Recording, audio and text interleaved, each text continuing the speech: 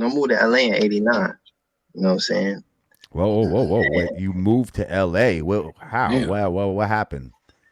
Well, my godfather, once again, you know what I'm saying? I was getting, I was in, everybody know me in Harlem, I used to fight a lot. You know what I'm saying? Okay.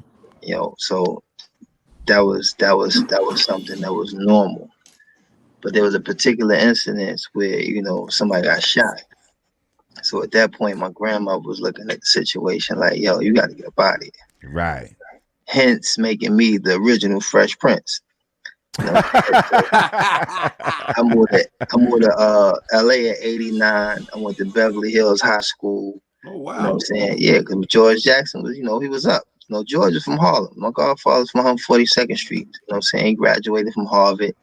He was that example that, many of us, probably thought was impossible for somebody from Harlem, you know what I'm saying? To make it. So I was always trying to like be like him, even though I was stuck with who I was, you know what I'm saying? And the attitude and everything that came with being me. But, I was given a shot and I went out to California and basically got, entrenched in the gang life, you know what I'm saying? So I was exposed, to the Mansfield gangster Crips at '89. You know what I'm saying? So when I came back to New York, I never thought to bring that culture back to New York because I was happy to be back where, the culture that, that made me, Right. embrace me and so on and so forth. So And I long and I story could wear short, any color I want to wear out here. I no ain't got to question. worry You about know what that I'm saying? shit. Yeah, because Harlem, we get fresh. Like we like everything, saying under the rainbow, man. Uh Like huh. we can't be limited to one. Don't isolate me to just Yeah, one color. God damn it! Don't I isolate ain't me. gonna hold you. I hurried up and wore some red when I got back. Like, but it's just these are the many transitions that it happened in my life. That led me to who I am today. But what happened was, I started off different from a lot of people when it came to hip hop. Me, I started writing actually like poetry. Mm. You know what I'm saying? Really kind of like a diary, I want to say. And I wrote it in 3 different stages. And it was basically therapeutic for me. You know what I'm saying? Because like when you're in the street, certain things you're just not going to express to your people because it could be perceived as a weakness. You know what I'm Right. saying? Because this what hip hop eventually became. You know what I'm saying? It became a gateway to expressing reality. So my reality at the time was how I was dealing with certain things that I was conflicted with. I would just put it in the form of a diary. So my first stage, I would write it like I was writing for a teacher. Then I would write it like I'm writing for somebody in jail. You know what I'm saying? So using all the slang, and then I would write it in rhyme. So I implemented these 3 methods until I got to the point where I didn't even have to write anymore because I had went through this whole tedious process of you know 3 different methods of writing. You know Mm. what I'm saying?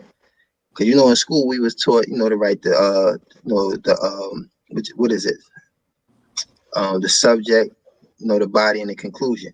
Right. Right. So I took that same method. You know what I'm saying? So you have the setting, the body, then the conclusion. So I would write it like I was writing for a teacher. Then I write it the same like I was writing for somebody in jail. You start off Mm. with the setting. Hey yo man, da, da, da. Then you get into the body of it. Then you get to the conclusion. Right.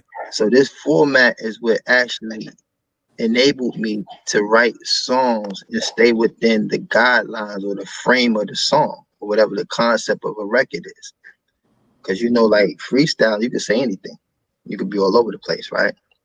But when you're actually writing a song, the concept is like, one of my favorite songs was, LL Cool J, I Need a Girl. I mean, I Need Love. So the whole joint, like, this was so fascinating to me because L was so hard. You know what I'm saying? Right. So for him to be able to be versatile like that and actually talk about something that we all felt, we just didn't want to say it. Right.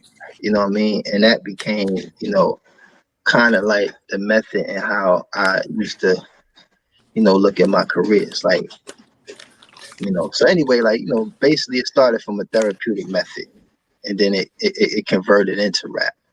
But I never really aspired to be a rapper.